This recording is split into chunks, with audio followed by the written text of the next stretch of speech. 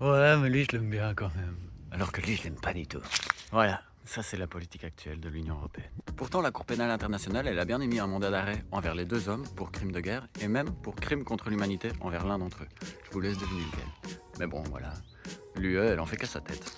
Et pour vous le montrer, il suffit de faire un petit comparatif tout simple. Ici, les sanctions infligées à la Russie depuis le début de l'invasion à grande échelle de l'Ukraine. Ouais. Ça vous paraît long?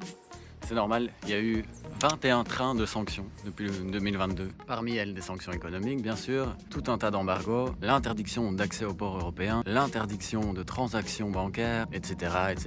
Bon, je vais pas faire toute la liste, si ça vous intéresse, je mets un lien dans la description.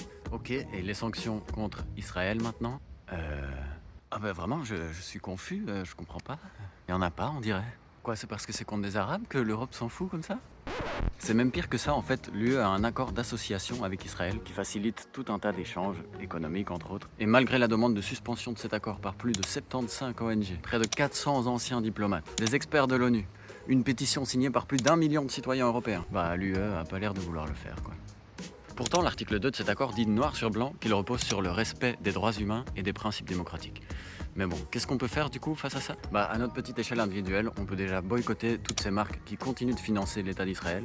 Je vous mets aussi un lien en description si vous voulez tous les détails. Mais moi, je pense surtout que l'Europe doit se bouger le cul aussi. Donc si vous êtes belge comme moi, je vous invite à taguer Benoît Cassard, qui est notre cher député au commerce international, pour qu'il fasse un peu pression là-haut, quoi.